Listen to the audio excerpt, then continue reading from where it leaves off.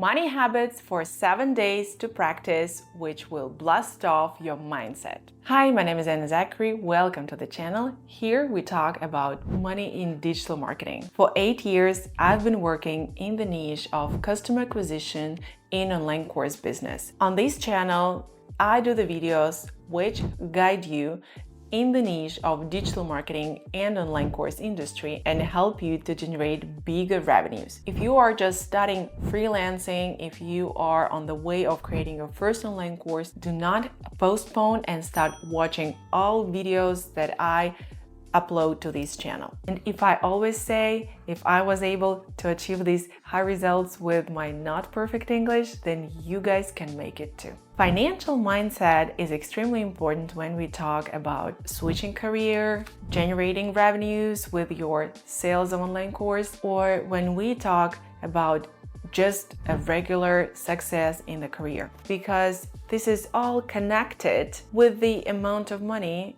you make. Unfortunately, in this world, the success is quite oftenly equalized with amount of money you have on your bank account. You might be against of that, or you might align with that idea of this world. And by the way, this might be quite life-changing and helpful when you agree with an idea that a proper financial mindset, when you work with your financial limiting beliefs, can change your lives and bring you to a next level. I've seen within 8 years of my career that so many people cannot succeed in online course sales only because they have too many limiting beliefs in their minds. Let me know in comment, does that resonate with you when you feel uncomfortable about the idea of selling your online course at a high ticket price to somebody who has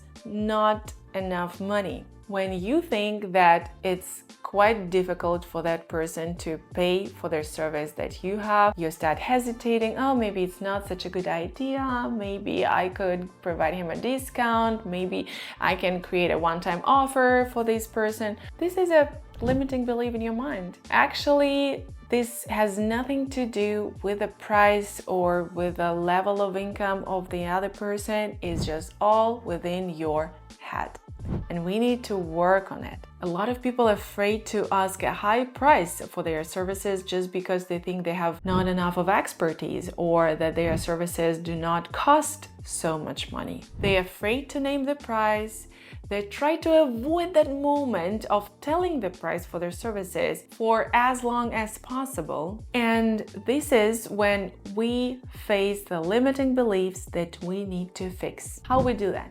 At the day one, we need to evaluate the relationship between you and money. I have a perfect exercise for you. For that, you will need a pen and a piece of paper. You better stay alone while you do that practice. You can go through a series of breathe in, breathe out exercise, and then ask yourself a question. If the money were a live creature, how would they look like?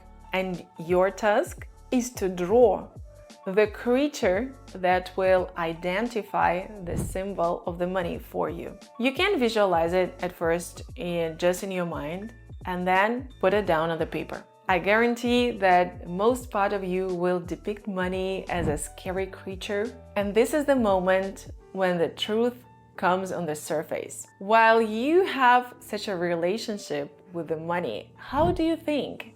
Can you proceed in making more money? I don't think so. We need to fix it. We need to improve it and change your attitude to this. Within this 7 days period, I encourage you to continue doing this drawing practice daily. Just draw everything you have in mind about money. All associations and all symbols, all creatures that you think might be somehow symbolizing the money, just put it on the paper. On the day 2, we need to set financial goals. A lot of people just do not succeed in generating money in their career just because they have not set the proper financial goals. That's it. It's not because they are losers, not talented, do not know how to work properly, or their industry is in decline. No, Sometimes it's only because you did not set a proper financial goal. That's it. So that's why on a day 2, again, you might take a piece of paper or you can use an Excel spreadsheet. I'm a big lover of an Excel spreadsheet. Everything what I do, I just do it in a Google Sheets and I save it and I can access it from any device, from my phone, from laptop, no matter where I am. So you might choose any suitable option for you, and you need to set the goals for at least the 30-day period to identify for yourself clearly what I would like to buy at the end of the month and what actions I need to take in order to make the money that I will use for this purchase. By the way, guys, let me know in comments. Do you set the financial goals regularly? And I do not mean the New Year's resolutions that we quite often fail. By the way, recently I've uploaded a new video about how to stay excited and stay on track with achieving your goals. Watch it, I will leave the link here. On a day 3, I recommend you to do a financial report of where do you spend the money. If you open your phone, you go to the settings and you find the paid subscriptions, you might be surprised that you even do not know that every month you are charged $50 for some stupid apps which you even do not use. On day 3, we need to go through all your spendings within the last at least 90 days period and find some payments which you might avoid in the future. How do I do that? First, check the paid subscriptions in your phone. Secondly, we need to go through the bank statements. You just go to your online banking system and download all financial activity for the period of 90 days. That's quite easy to do. By doing so, you have the all track of the cash flow that is going on. And for some of you who are not doing that on a regular basis, this will be so life-changing, and I hope you will make it your lifetime habit. On a day 4, I offer you to remind yourself what are you grateful for. Sometimes we just forget that we have already created a lot in our life and we have already bought a lot of significant things that changed our life. And this is what we need to constantly remind ourselves and not just only focus on what we do not have, but focus sometimes on what we already have. Try to shift that focus and that will encourage you for more actions and will create like a solid basis for the future achievement. How you can do that? Here is an exercise that I go through every month. It is called 50 gratitudes. It's quite difficult to name 50 things which you are grateful for if you do that on a monthly basis, but if you've never done that, that might be not a big challenge for you. Name 50 things which you are grateful for. All those things should be somehow relatable to money. For example, I am thankful for the roof above my head. I'm thankful for the car that I use every day to drive to work. So something that you had to pay for in the past and now you have it and now you use it and that makes you happier. You might ask me, Anna, what about affirmations? I've heard so much about affirmations. I've read a lot of books about those positive phrases that you need to repeat to yourself. By the way, let me know in comments, do you believe in affirmations or do you use them on a daily basis in your life? That will be really interesting to check the statistics. For me, they do not work, unfortunately. It's quite difficult to persuade myself in something that I do not have. I don't know, my brain works like that. If I do not possess something in this minute of time, I just cannot persuade myself that I have it, right? It's quite weird. I might think about that in a positive way that, oh, one day I will make it. Maybe one day I will achieve that goal. But to persuade myself that I already have it, not for me. So you choose the options that is suitable for your character, for your mindset. Just affirmations is not my type, so I cannot recommend them. On a day 5, it's my favorite one. we need to visualize your financial goals. We already set up the financial goals. We wrote them down. Now we need to visualize them. Why it is my favorite one? Because this is the place where you can fantasize about your future achievements, where you go deep into your mindset and you programming yourself on achieving those specific goals, financial goals, career goals, it doesn't matter. So how I do that, I have a general wish board which I see every time I wake up. It's hanging on the wall in my bedroom on the right side, and every time I wake up I see the goals, but actually it's not just the financial goals. As I said, it's a general board which contains my career goals, my financial goals, my personal goals, something what I will achieve in a short period of time. For me, it's important not to set up visual boards for a long period of time, because I've noticed that when it's hanging on the wall for too long, it's just disappearing from your attention.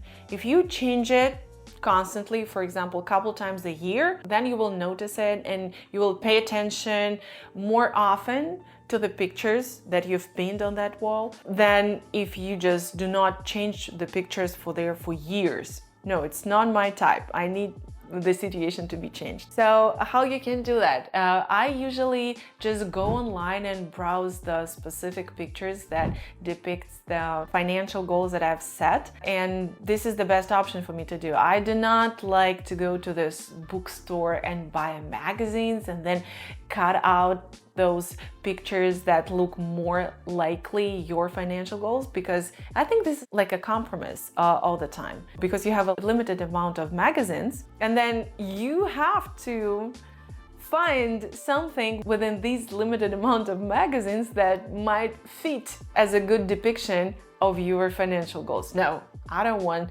those limitations. I just go online and I have all the world of pictures to myself. Let me know in comments, do you guys have the visualization board? I know you've heard about that a lot. I'm just interested. If you do not have one, why have not you?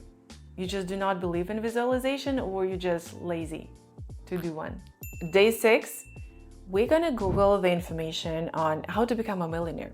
Let me know, have you ever Googled how do people become millionaires? If you've been dreaming of becoming one, how could you not Google it? How could you not sign up for any educational course that promises you to make you a millionaire? How could you not watch those videos providing you the full instructions, a person who has millions on his bank account? That's quite a weird behavior, right? If you want to become one, you need to know how. So you go to Google or ChatGPT or any other AI platform and ask the question, what business industry has more millionaires than others? The next step, you might narrow the search for in what niche I can become a millionaire within a 3 years period of time. So try to research and analyze the information that you will get. And also do not forget to check the financial goals that you've set on, are they achievable or not. For example, one of your financial goals is that you would like to become famous in the industry of digital marketing and you want to make at least $2 million a day. Is it possible or not? Check your idea in Google or share it with AI and let's research it. For the day 7, commit to practice one of the money habits that I've just mentioned on a daily basis. You are free to choose any of the money habits that we've discussed within this video and commit to practice it regularly. It's just one simple step. You have an option just to skip this video and not to achieve any result, or you can pick one habit that we've just discussed, and maybe this will be that small step that will change your life and bring you to the new level. That's it for today. Let me know in comments if you like that video and if you have any ideas for the new topics on digital marketing and online course business. Let me know. Don't forget to share the link for the channel and see you next time.